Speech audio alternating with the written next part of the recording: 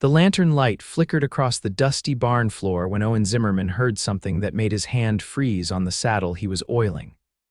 A soft whimper, barely audible over the restless shifting of his mare, came from the hayloft above. He set down the rag slowly, his heart already quickening with the instinct that comes from living alone on the edge of the Nevada wilderness in 1876. The ranch sat 3 miles outside Genoa, far enough from town that unexpected visitors were rarely good news. "Who is there?" Owen called out, not reaching for his rifle yet but aware of exactly where it leaned against the post to his right. "Show yourself." The whimpering stopped, silence stretched between them like a held breath.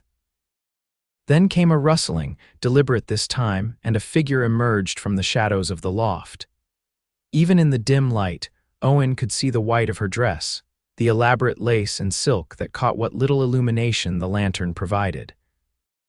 She climbed down the ladder with trembling hands, and when she turned to face him, Owen felt his breath catch. She was beautiful, though terror had painted her features with a stark desperation. Dark curls had escaped from an ornate updo, framing a face streaked with tears and dirt. Her wedding dress, because that's clearly what it was, had been torn at the hem and stained with grass and mud. She could not have been more than 22 or 23, and the way she held herself, arms wrapped tight around her middle, spoke of a fear so deep it had rooted itself in her bones. "They are coming for me," she whispered, her voice breaking on the last word. "Please, please, you have to help me. I cannot go back to him. I would rather die." Owen moved forward instinctively, keeping his movements slow and unthreatening. "Easy now. Nobody's going to hurt you here." "What's your name?" "Willa," she said, then seemed to catch herself. "Willa Fordham.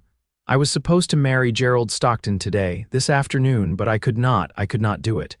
The name Stockton hit Owen like a fist to the gut. Everyone within 50 miles of Genoa knew Gerald Stockton, the railroad magnate's son who had moved west to oversee the expansion through Nevada. Rich, connected, and according to the whispers Owen heard in town, mean as a rattlesnake when crossed. "You ran from your own wedding." Owen asked, not judgment in his voice but genuine curiosity. He had learned long ago that people did not run unless they had good reason. Willa nodded, a fresh tear sliding down her cheek. "He showed me who he really was last night. We were at dinner with his associates and one of the serving girls spilled wine on his coat. Just an accident, anyone could see that. But he grabbed her wrist so hard I heard something crack. He smiled while he did it. Smiled and told her that clumsy girls got what they deserved." Her voice had dropped to barely above a whisper. Then he looked at me, still smiling, and said that wives needed to learn obedience too, that he would enjoy teaching me. Owen felt a cold anger settle in his chest. He had seen men like that before, men who confused power with strength and cruelty with authority. "How did you get out here?" I waited until everyone was sleeping. The wedding was supposed to be at 2 o'clock this afternoon at his father's estate. "I took one of the horses from the stable and rode. I did not know where I was going. I just rode until the horse could not go any further. I saw your barn and I hid. That was hours ago." She looked toward the barn doors as if expecting them to burst open at any moment. "But they will find me. Gerald will not let me go. He told me I belonged to him now, that the agreements were signed between our fathers. He will come." "How long until dawn?" Owen asked, more to himself than to her. He glanced through the gap in the barn doors at the sky. Still dark, but that particular quality of darkness that suggested morning was not far off. "Few hours maybe. They will likely start searching at first light if they have not already." "You should turn me in," Willa said suddenly, her voice taking on a strange, flat quality. "He will pay you. He is very rich, and if you hide me he will make trouble for you. I should not have come here. I am sorry." She turned toward the barn doors as if she actually intended to walk out and face whatever was coming for her. Owen caught her arm gently, feeling how badly she was shaking. "Nobody's turning anybody in," he said firmly. "And I have dealt with trouble before. Come up to the house. You need food and water, and we need to figure out what happens next." Willa looked up at him, really looked at him for the first time. Owen knew what she saw, a man of 26 with sun-weathered skin and calloused hands, wearing clothes that had seen better days. His dark hair needed cutting, and he had not shaved in 3 days. He was nobody important, nobody powerful, just a rancher trying to make a living on land that fought him every step of the way. But something in his eyes must have convinced her, because she nodded slowly. The house was small, just 3 rooms that Owen had built himself after buying the land 2 years ago. It was not much, but it was honest work and honest living, which was more than he could say for his life before coming west. He lit the lamp in the main room and gestured for Willa to sit at the table while he stoked the fire in the stove. "Coffee?" he offered, already pumping water into the kettle. "Yes, please," Willa said, her voice so quiet he almost missed it. She sat with her back straight despite her exhaustion, that ingrained deportment of someone raised in society's upper circles. Her hands, though, would not stop trembling. Owen busied himself with the coffee and some bread and cheese, giving her space to collect herself. When he set the food in front of her, she looked at it as if she had forgotten what hunger was, but then ate with the desperation of someone who had not had a meal in too long. "When did you last eat?" Owen asked, sitting across from her with his own cup of coffee. "Yesterday morning," Willa admitted, "before I knew, before the dinner." They sat in silence for a moment, the only sounds the crackling of the fire and the distant call of a coyote. Owen studied her over the rim of his cup, this woman who had stumbled into his life wearing a wedding dress and running from a fate she found worse than the unknown. "Tell me about your father," Owen said finally. "He agreed to this marriage," Willa's expression hardened. "My father is a banker in San Francisco, was a banker. He made some bad investments, got into debt with the wrong people. Gerald's father offered to clear the debts in exchange for my hand. My father barely looked at me when he told me. Said it was my duty to the family, that I should be grateful Gerald wanted me at all." The bitterness in her voice was sharp enough to cut. "I thought perhaps Gerald might be kind. I tried to convince myself that maybe we could make it work, but then last night happened and I knew. I knew that if I married him, I would not survive it. Not the real me. He would break me into pieces until there was nothing left but obedience and fear." Owen felt his jaw tighten. He had known men like her father too, men who treated their children like property to be sold when it suited them. "You did the right thing running." "Did I?" Willa looked at him with eyes that held too much pain for someone so young. "I have nowhere to go, no money, no friends who would dare cross Gerald. If I go back to my father, he will just hand me over. And Gerald is not a man who forgives. He will be humiliated and he will want someone to pay for that." "Then you do not go back," Owen said simply. "You stay here until we figure something else out." Willa laughed, but it was a broken sound. "You do not know what you are offering. When Gerald comes, and he will not care about what's right or fair. He will take what he thinks belongs to him." "Let him try," Owen said, and there was something in his voice that made Willa's eyes widen slightly. "This is my land. Nobody takes anything from here that I do not give freely." The conviction in his words settled something in the space between them. Willa nodded slowly, then looked down at her ruined wedding dress. "I must look ridiculous." "You look like someone who fought for her freedom," Owen said. "That is never ridiculous." A flush crept up Willa's cheeks, the first color he had seen there beyond the pallor of fear. "I do not even know your name." "Owen Zimmerman. I have owned this ranch for 2 years now. It is not much, but it is mine, earned honest." "It is more than I have," Willa said softly. "Everything I owned, everything I was, belonged to someone else. My father, then Gerald. I have never had anything that was truly mine." "Freedom is yours now," Owen said. "You took it, that counts for something." They talked through the remaining hours of darkness. Owen learned that Willa had been educated at a finishing school in Boston, that she loved reading but had never been allowed to read the books she wanted, only what was deemed appropriate. She had dreamed of seeing the world, but had never traveled beyond San Francisco and Genoa.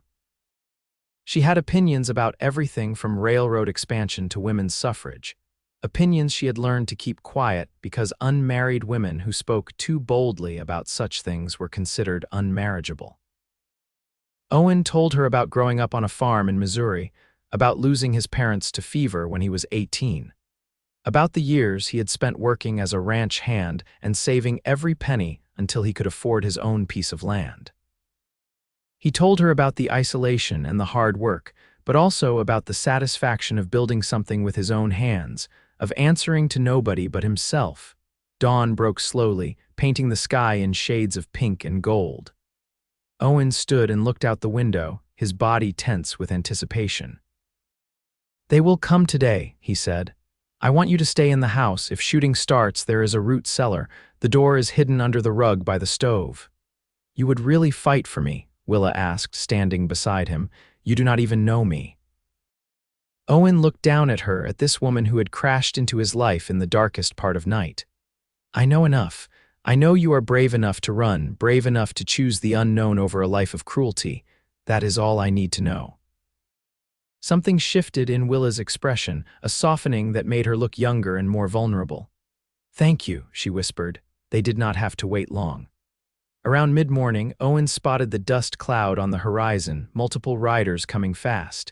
He counted at least 6 horses, maybe more. He checked his rifle, then his revolver, his movements calm and practiced despite the tension coiling in his gut. "Get in the cellar," he told Willa. "No," she said, her voice surprisingly steady. "I will not hide while you face this alone. This is my trouble. I should face it." "Willa, these men will not play fair." "Neither will I," she said, and there was steel in her voice now. "Tell me you have another gun." Owen hesitated, then handed her his revolver. "You know how to use it," my father insisted I learn. He said a woman traveling west should know how to protect herself from savages. Her mouth twisted. He never considered that the real savages would be men like Gerald. They waited on the porch, Owen standing slightly in front of Willa, his rifle held loosely but ready. The riders came into focus as they approached, 6 men led by someone Owen recognized from town, Gerald Stockton himself. He was handsome in the way expensive things were handsome, well-groomed and well-dressed, but there was something cold about his eyes, something that reminded Owen of a dead fish. The riders stopped 20 feet from the porch, spreading out in a loose semicircle. Gerald sat in the center on a black stallion that probably cost more than Owen's entire ranch. "Willa, darling," Gerald called out, his voice dripping with false sweetness. "You have given us quite a scare. Come along now, we will get you cleaned up and have the wedding this evening instead. Everyone is waiting." "I am not going anywhere with you," Willa said, her voice carrying clearly across the distance. "The wedding is off, Gerald. I do not want to marry you." Gerald's expression did not change, but something flickered in his eyes. Now, wedding day jitters are normal, but we have an agreement, your father and I. Contracts have been signed." "I signed nothing," Willa said. "Your father's signature is all that matters, legally speaking," Gerald said, his smile never wavering. "You are his property until you become mine. That is the law." "The law is wrong," Owen said, speaking for the first time. "The lady says she does not want to go with you." "I suggest you respect that." Gerald's attention shifted to Owen, and the temperature seemed to drop 10 degrees. "And who might you be? The hired help?" "Owen Zimmerman. This is my land. Willa is under my protection." "Your protection," Gerald repeated, and now there was amusement in his voice. "Tell me, Mr. Zimmerman, do you have any idea who I am, what I could do to you?" "I know exactly who you are," Owen said calmly. "Son of a railroad tycoon, used to getting what you want, but wanting something does not make it yours. Willa has made her choice clear. Time for you to ride back to town." One of the men flanking Gerald shifted in his saddle, his hand moving toward his gun. Owen's rifle came up smoothly, aimed directly at Gerald's chest. "I would not do that if I were you," Owen said, his voice still calm but edged with promise. "First man who draws gets put down. That is a guarantee." Gerald held up a hand, stopping his man. "There is no need for violence. I am a reasonable man. Let us discuss this like civilized people." He looked at Willa. "What would it take for you to honor your commitment? More jewelry?" "A house in San Francisco. Name your price." "There is no price," Willa said. "I saw who you really are, Gerald. I saw what you did to that girl. I will not spend my life being broken by you." For the first time, Gerald's mask slipped.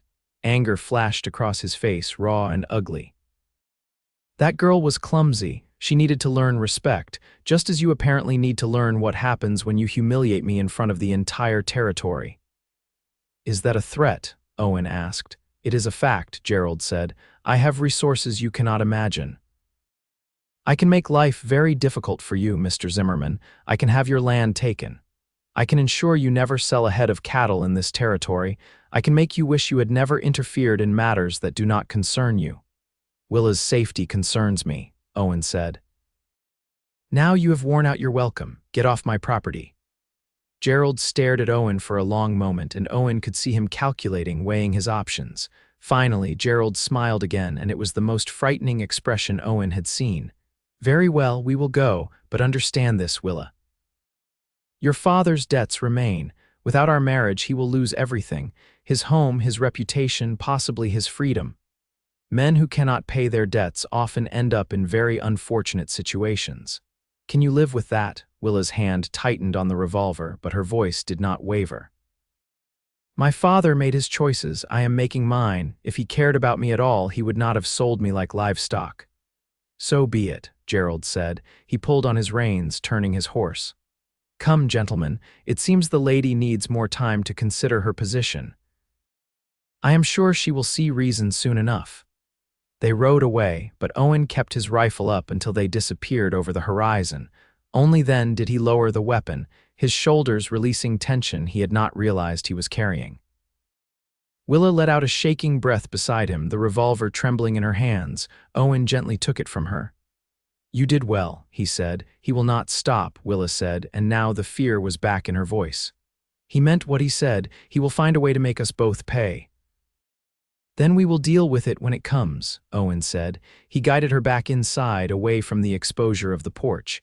For now, you are safe. That is what matters. But Willa shook her head, wrapping her arms around herself. I have brought trouble to your door. I should leave, go somewhere far away where neither you nor my father will suffer for my choices. Where would you go? Owen asked gently. You said yourself you have no money, no one to turn to, and I will not send you out into the territory alone. That would be sentencing you to death or worse. Willa looked at him, her eyes shining with unshed tears. Why are you doing this? You gain nothing from helping me. You only risk everything. Owen considered the question, looking at this woman who stood in his small house wearing a ruined wedding dress, her whole world having fallen apart in a single day. He thought about what she had said earlier, about never owning anything that was truly hers, about being property passed from father to husband. He thought about the courage it took to run, to choose freedom even when it meant losing everything else. Because it is the right thing to do, he said finally. And because everyone deserves a chance to choose their own life, nobody should be forced into a fate they cannot bear. Something in Willa's expression crumbled, and suddenly she was crying, really crying, the kind of tears that came from a place too deep for words. Without thinking, Owen stepped forward and pulled her into his arms, letting her sob against his chest. He held her gently, one hand rubbing small circles on her back, murmuring quiet reassurances. When the storm of tears finally passed, Willa pulled back, wiping at her face with the back of her hand. I am sorry. I have ruined your shirt. Owen glanced down at the damp spot on his shoulder and shrugged. It will dry. Are you feeling better? I do not know what I am feeling, Willa admitted. Terrified, relieved, grateful, guilty, everything all at once. That seems reasonable given the circumstances, Owen said. He moved to the stove and poured her a fresh cup of coffee. Here, drink this, then we should figure out what happens next. They spent the rest of the day talking through options, each one seeming more impossible than the last. Willa could not stay hidden on Owen's ranch forever. Gerald would not give up, and he had the resources to make their lives increasingly difficult. She could not go back to San Francisco without facing her father and Gerald. The law was not on her side. Her father's signature on the marriage contract made the agreement legal, and women had few rights to refuse such arrangements. I could get the sheriff involved, Owen suggested at one point. Willa shook her head. Gerald's father has connections throughout the territory. The sheriff will side with them. I would just be returned to Gerald and you would be arrested for interfering. There has to be something, Owen said, frustration creeping into his voice. There is one thing, Willa said slowly. If I were already married to someone else, the contract with Gerald would be void. He cannot marry a woman who is already someone's wife. The words hung in the air between them. Owen stared at her, understanding dawning. You are suggesting we get married, you and I. It would be in name only, Willa said quickly, a flush rising in her cheeks. Just a legal arrangement to protect us both from Gerald. You would not have to, we would not have to actually be, I just thought, hold on, Owen said, holding up a hand. Let me think. He stood and walked to the window, looking out at the land he had worked so hard to build. Marriage, to a woman he had known for less than a day, it was insane, it was reckless, it went against every bit of practical sense he possessed. But as he stood there, he found himself thinking about the hours they had spent talking through the night, about the intelligence and courage he had seen in Willa's eyes, about the way she had stood on the porch with a gun in her hand rather than hide while others fought her battles. He thought about how his house had felt less empty with her in it, how right it had seemed to hold her while she cried. If we did this, Owen said slowly, not turning around, it would not be a real marriage, not at first, we barely know each other. I understand, Willa said quietly. But we would be legally bound, Owen continued. You would be tied to a poor rancher living in the middle of nowhere, no society, no comforts beyond what I can provide. It would be a hard life. Harder than being Gerald Stockton's wife, Willa asked. I do not think so. Owen turned to face her.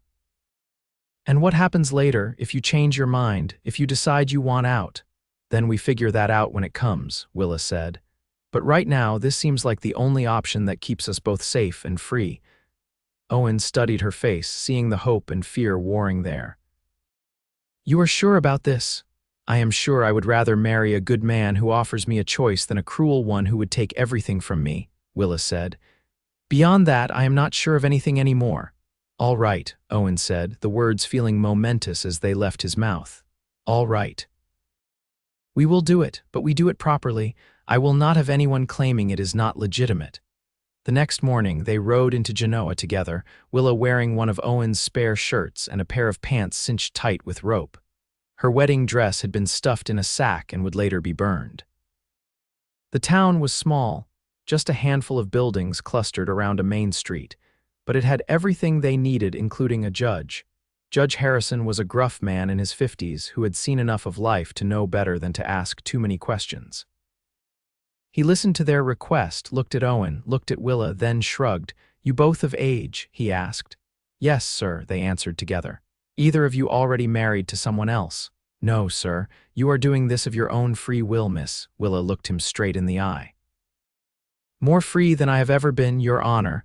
Something in her tone made the judge nod slowly. Very well, you will need witnesses. Let me fetch my wife and the clerk. The ceremony took less than 10 minutes. Judge Harrison read the words from a book. Owen and Willa repeated the vows, and just like that, they were married. Owen had no ring to offer, but Willa said it did not matter. When the judge told Owen he could kiss his bride, they looked at each other awkwardly. Then Owen leaned in and pressed a chaste kiss to her cheek. Her skin was soft and warm, and Owen felt something flutter in his chest that he did not examine too closely. They signed the marriage certificate, the witnesses signed below, and Judge Harrison stamped it with his seal. Congratulations, Mr. and Mrs. Zimmerman, he said. May you have many happy years together. Walking out of the judge's office into the bright Nevada sunlight, Owen felt the weight of what they had just done settle on his shoulders. He was married. To a woman he had known for barely 2 days. A woman who was now legally his wife, bound to him by law and church. Willa stopped on the wooden sidewalk, looking around at the town as if seeing it for the first time. So this is where I live now, she said quietly. Genoa, Nevada. The ranch is outside town, Owen reminded her. You will spend most of your time there, I reckon. It is quiet, isolated. Good, Willa said. I have had enough of crowds and society. Quiet sounds perfect. They had just reached Owen's horse when a familiar voice called out from behind them. Well, well, if it is not the runaway bride. Owen turned to find Gerald Stockton standing in the street, flanked by 2 of his men. Gerald's expression was pleasant, but his eyes were cold as winter frost. "Gerald," Willa said, her voice steady despite the way Owen saw her hand tighten on his arm. "I was just coming to the judge's office myself," Gerald said, walking closer. "Imagine my surprise when I heard you were there filing for a marriage license." His gaze slid to Owen. "Moving on quickly, are we not?" "It is already done," Owen said. "Willa is my wife now, legally married. That contract between you and her father is void." Gerald's smile did not waver, but something ugly flickered behind his eyes. "Is that so? Tell me, when exactly did this marriage take place? Today, this morning?" He laughed, a cold sound. "A marriage of convenience, clearly. Undertaken solely to avoid her lawful obligations, any judge would see right through it." "The marriage is legal," Owen said firmly. "Witnessed and recorded. Your business with Willa is finished." "My business with Willa," Gerald said, his voice dropping dangerously low, "will be finished when I say it is. You think this changes anything? I still own her father's debts. I can still ruin him. And you, Mr. Zimmerman, have made a powerful enemy. I hope this woman is worth it." "She is," Owen said without hesitation, and felt Willa's grip on his arm tighten. Gerald stared at them for a long moment, his jaw working as if he was physically chewing on his anger. Finally, he stepped back. "This is not over. Enjoy your little charade while it lasts. We will see how long you can hold out when your ranch starts failing, when your cattle mysteriously disappear, when you cannot sell your goods in any town within 100 miles. "Are you threatening me?" Owen asked. "I am promising you," Gerald said. "You have taken what is mine. Now you will pay the price." He turned and strode away, his men following. Owen watched them go, his hand resting on his revolver. Beside him, Willa had gone pale. "He means it," she whispered. "He will destroy you because of me." "Then we will find a way to survive it," Owen said, trying to sound more confident than he felt. "Come on, let us go home." The ride back to the ranch was quiet, both of them lost in their own thoughts. The reality of what they had done, what they had committed to, settled over them like a heavy blanket. They were married, bound together, facing down a powerful enemy who had every intention of making them suffer. When they reached the ranch, Owen helped Willa down from the horse. For a moment they stood there in the yard, the afternoon sun beating down, neither quite sure what to say.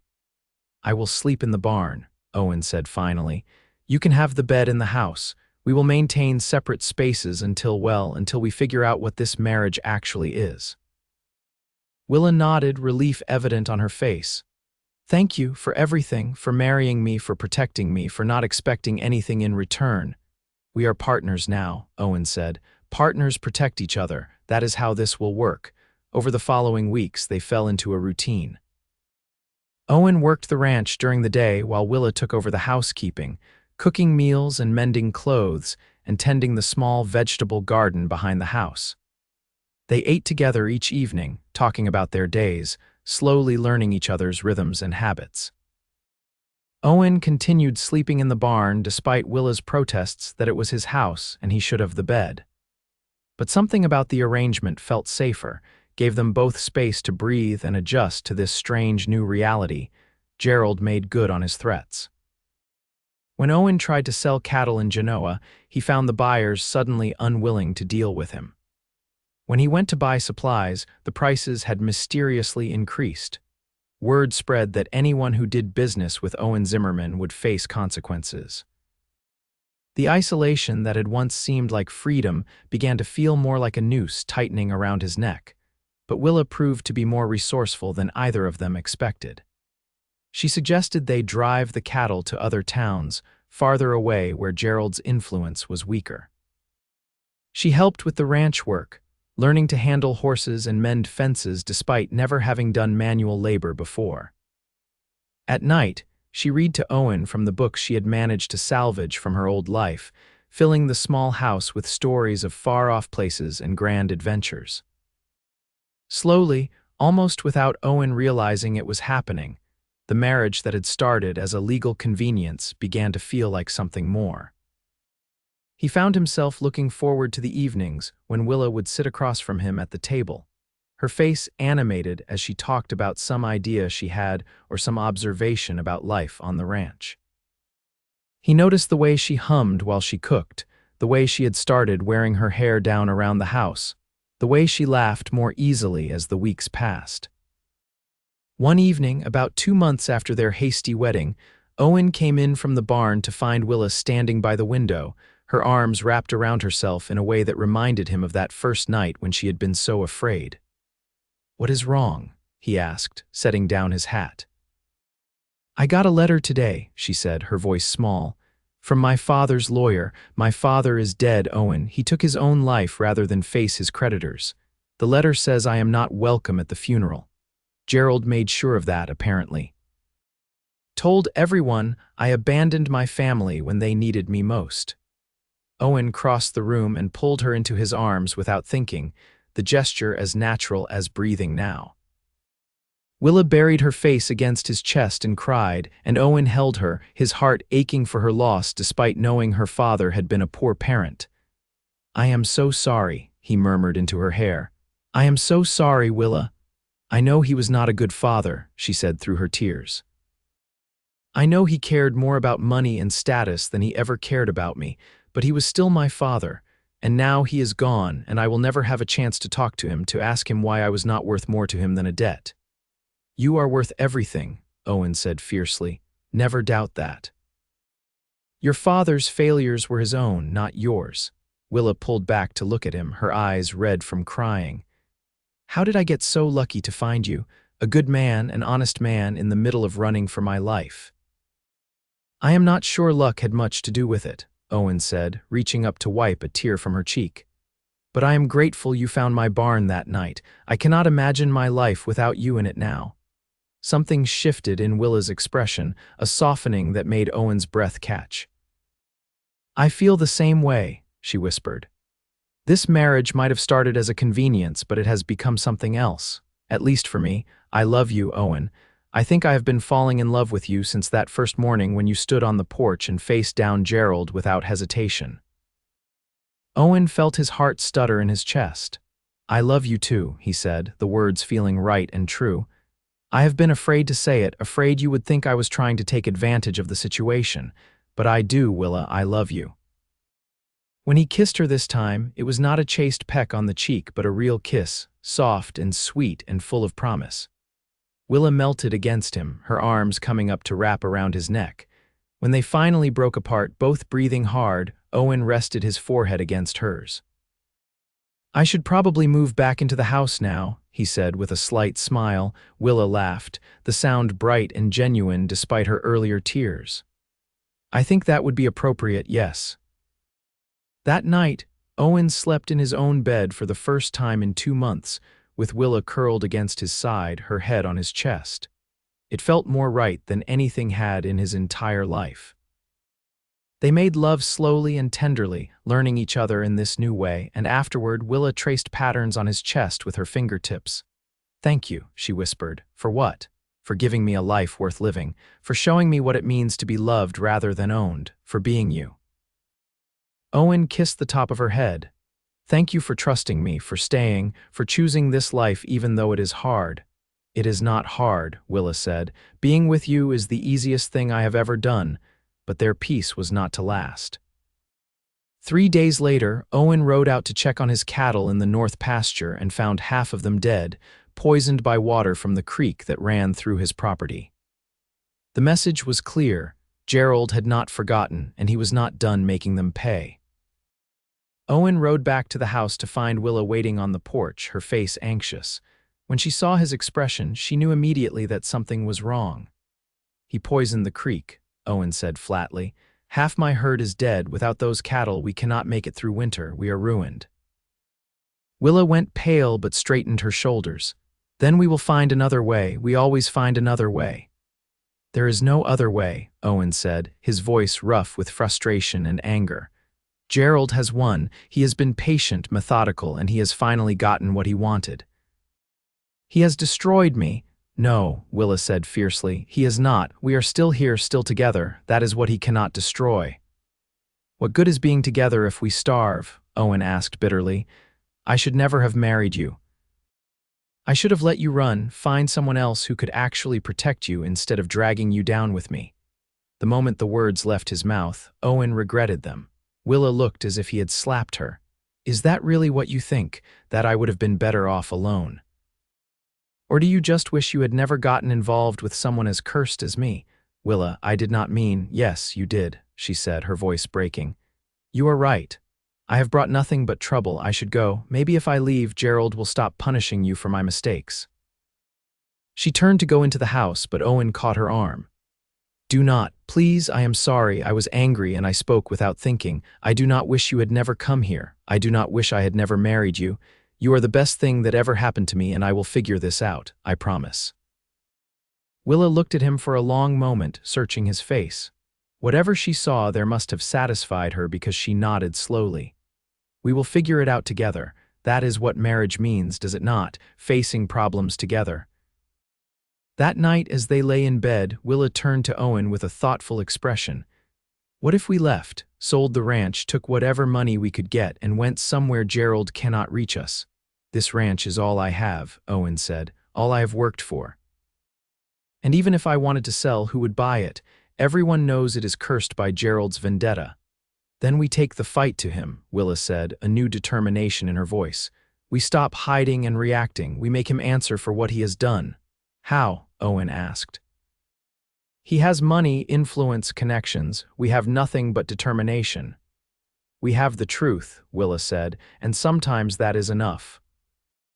Over the next week, Willa worked tirelessly, writing letters to newspapers in Carson City and San Francisco, detailing Gerald's abuses, his threats, his systematic destruction of anyone who crossed him. She contacted the territory's marshal, filing formal complaints about the poisoned creek and the intimidation tactics. She reached out to other people Gerald had wronged over the years, people who had been too afraid to speak up before, and slowly built a case against him. It was not enough to put Gerald in prison. Men like him rarely faced justice that severe, but it was enough to damage his reputation, to make his father's business partners nervous, to create doubt where before there had only been unquestioned authority. Gerald responded by coming to the ranch himself, this time with 8 men at his back. Owen met them in the yard, his rifle in hand, Willa standing beside him with the revolver. "You have made a grave mistake," Gerald said, his pleasant mask completely gone now, replaced by naked rage. "Did you think your little letter-writing campaign would be without consequences? My father's lawyers will destroy you in court for slander." "Truth is not slander," Willa said. "And we have witnesses now, people willing to testify about your cruelty, your intimidation, your crimes." "You are not as untouchable as you think, Gerald." "I am untouchable enough," Gerald said. He gestured to his men. Burn it all, the house, the barn, everything. Let them start over from ashes and see how they like it." The men began to dismount, pulling torches from their saddlebags. Owen raised his rifle. "First man who tries will die, I promise you that." "You cannot kill us all," Gerald said with a smile, "and even if you manage, you will hang for murder. Either way, you lose." But before anyone could move, a new voice rang out across the yard. "That is enough." Everyone turned to see a group of riders approaching, at least a dozen men from town. Owen recognized Judge Harrison in the lead, along with the sheriff and several ranchers who Owen had helped over the years with one thing or another. They spread out around Gerald's men, hands on their weapons. "This has gone too far, Stockton," Judge Harrison said. "We have tolerated your behavior because of your father's position, but attempted arson is a crime. You and your men need to leave now." "You would side with them over me," Gerald said incredulously. "Do you know what my father could do to this town?" "Your father is not here," the sheriff said, his hand on his revolver. "And I answer to the law, not to money. Now mount up and ride out, or I will arrest you and every man with you for attempted destruction of property and making terroristic threats." For a moment, Owen thought Gerald might actually be foolish enough to fight, but then something in his expression changed, calculation replacing rage. He smiled that cold smile again. "Very well, we will go, but this is not over, not by a long shot." They mounted and rode away, leaving silence in their wake. Owen lowered his rifle, hardly believing what had just happened. He turned to Judge Harrison. "How did you know to come, Mrs. Zimmerman's letters did not just go to newspapers, the judge said, glancing at Willa with respect. She wrote to folks here in town too, laying out everything that had been happening, made us realize we had been letting fear of the Stockton money keep us silent while a good man suffered. We decided it was time to make a stand. We all got families, one of the other ranchers added, and if Stockton can do this to you, he can do it to any of us. Better we stick together.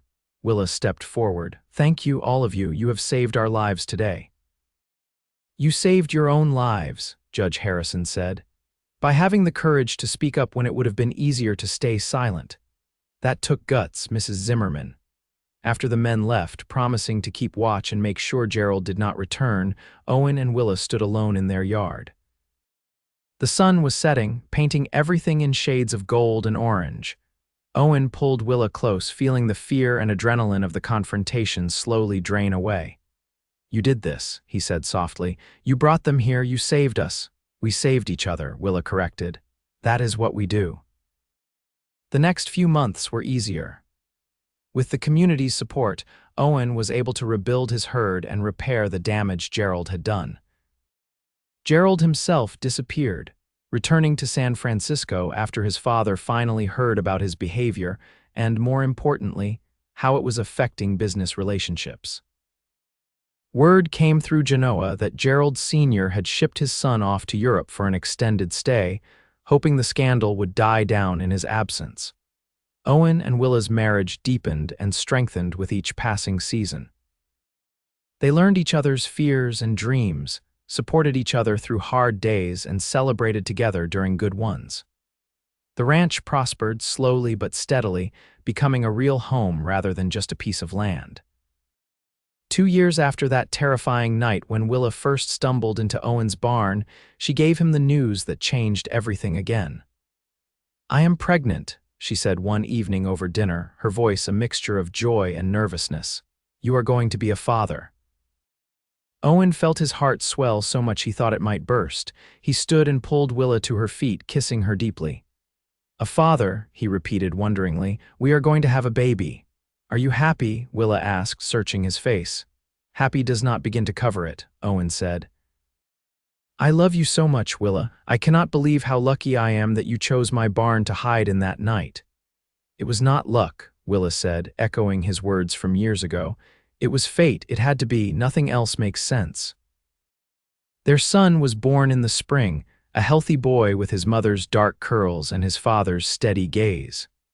They named him Thomas after Owen's father, and he became the center of their world. Willa proved to be a natural mother, patient and loving, and Owen discovered that fatherhood suited him better than he ever imagined.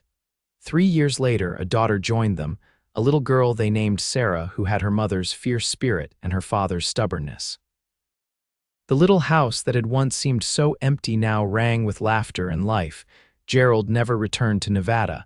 They heard he eventually married some poor woman in France, but Willa refused to feel sorry for her. She made her own choices, Willa said, just as I made mine. On their 10th wedding anniversary, Owen and Willa sat on the porch watching the sunset while Thomas and Sarah played in the yard. The ranch had grown successful, and they had added rooms to the house to accommodate their growing family. Life was not always easy, ranching never was, but it was good. It was theirs. Do you ever regret it? Owen asked, taking Willa's hand. Running that night, everything that came after. Willa looked at him, at this man who had saved her in more ways than one, who had shown her what love really meant. Not for a single second. You gave me freedom, Owen. You gave me a life. You gave me everything. You gave me everything too, Owen said softly.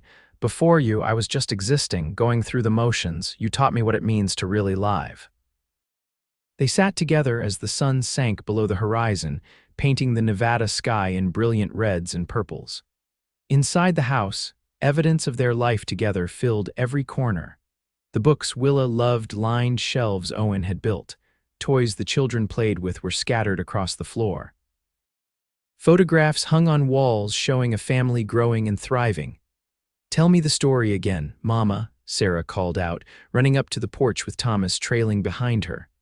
About how you and Papa met.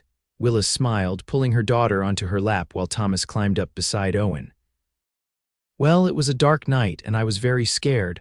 I had run away from something terrible, and I did not know where to go. But then I saw a barn, and I hid there, hoping to be safe. And then Papa found you, Thomas said, knowing the story by heart but never tiring of hearing it. Then Papa found me, Willa agreed, meeting Owen's eyes over their children's heads. And he did not send me away, even though it would have been easier. He protected me, he married me, he gave me a home. Because Papa is brave, Sarah said proudly. Your mother is the brave one, Owen corrected gently. She chose to run, to fight for her own life and freedom. I just got lucky enough to be the one she found. You are both brave, Thomas decided, and you love each other. That is what matters. Out of the mouths of children, Owen thought, exchanging a smile with Willa. That was what mattered. Not the fear and danger of those early days, not Gerald's threats or the hardships they had faced. What mattered was that they had found each other, built a life together, created a family filled with love. As night fell fully and the stars began to appear, Owen herded the children inside for bed. Willa followed, pausing in the doorway to look back at the vast Nevada landscape stretching out in all directions. She had started with nothing but a ruined wedding dress and desperate hope. Now she had everything. Coming, Owen called from inside. Coming, Willa said, turning away from the darkness and toward the warm, bright home that waited. Toward the husband who loved her, the children who needed her, the life she had fought so hard to claim. She closed the door on the past and stepped fully into the future, exactly where she belonged. Years continued to pass in a steady rhythm marked by seasons and small moments of joy. Thomas grew tall and serious, taking after his father's quiet strength. Sarah remained spirited and curious, always asking questions and challenging the world around her. 2 more children followed, another boy named Joseph, and finally a little girl named Martha, who arrived when Willa was 35 and declared herself done with childbearing. The ranch prospered enough that Owen was able to hire help, young men from town who wanted to learn the ranching trade. Willa started a small school in Genoa, teaching children to read and write, passing on the education she had received to those who might not otherwise have access to it. She became known throughout the territory as an advocate for women's rights, speaking openly about the laws that needed changing, the injustices that needed addressing. Owen supported her fully, proud of the woman who had transformed from a terrified bride hiding in his barn to a confident voice for change. He attended her speeches when he could, standing in the back with his hat in his hands, marveling at how far they had both come. When Thomas turned 18, he announced his intention to study law in California. I want to help people the way you and Mama help people, he said. I want to change the laws that let men like Gerald Stockton get away with cruelty. Owen and Willa sent him off with their blessing and their savings, investing in a future they hoped would be brighter than the past. Sarah followed 2 years later, determined to become a doctor despite everyone telling her women could not do such things. Mama never let anyone tell her what she could not do, Sarah said stubbornly. Neither will I. Joseph and Martha stayed closer to home, Joseph taking over more of the ranch operations as Owen aged, Martha working alongside her mother in the school. The house remained full of life and love, exactly as it should be. On their 25th wedding anniversary, the whole family gathered at the ranch for a celebration. Thomas brought his wife, a sharp-minded woman who worked alongside him in his law practice. Sarah came alone, still building her medical career and declaring herself too busy for romance, though Owen suspected she simply had not found anyone who could match her intensity. Joseph had recently married a girl from town, and Martha, at 15, was still young but already showing signs of her mother's fierce independence. After dinner, when the children had all scattered to various corners of the house and property, Owen and Willa found themselves alone on the porch again, the place where so many important moments had unfolded. 25 years, Willa said softly, leaning against Owen's shoulder. Can you believe it? Some days no, Owen admitted. I still remember that first night so clearly, how scared you were, how certain I was that keeping you would be the biggest mistake of my life. Was it? Willa asked with a teasing smile. The best mistake I ever made, Owen said, kissing the top of her head. Every day with you has been a gift, Willa, even the hard days. Especially the hard days because we faced them together. I used to think love was supposed to be easy, Willa mused. All the stories made it sound that way. The prince rescues the princess and they live happily ever after with no mention of the work that comes after. But real love is not easy. It is choosing each other every single day, even when it is hard, especially when it is hard. And I choose you, Owen said. Today, tomorrow, every day until I die. You are my home, Willa. You always will be. They sat together as twilight deepened into night, the sounds of their family drifting out from the house behind them. Laughter, conversation, the clatter of dishes being washed, the squeak of floorboards under familiar feet. The sounds of a life well lived, of love that had grown and endured. Eventually, they would go inside and rejoin the celebration. They would dance to music Joseph played on his guitar, eat the cake Martha had baked, listen to stories from Thomas about his latest legal victory and Sarah's adventures in medical school. They would tuck the younger children into bed and stay up late talking with the older ones, savoring these rare moments when everyone was together under one roof. But for now, they sat in the peaceful darkness, two people who had found each other in desperate circumstances and built something beautiful from fear and hope. A runaway bride and a lonely rancher who had taken a chance on each other and discovered that sometimes the greatest love stories begin in the most unexpected places, in a barn on a dark night, with whispered words of fear that transformed into a lifetime of trust.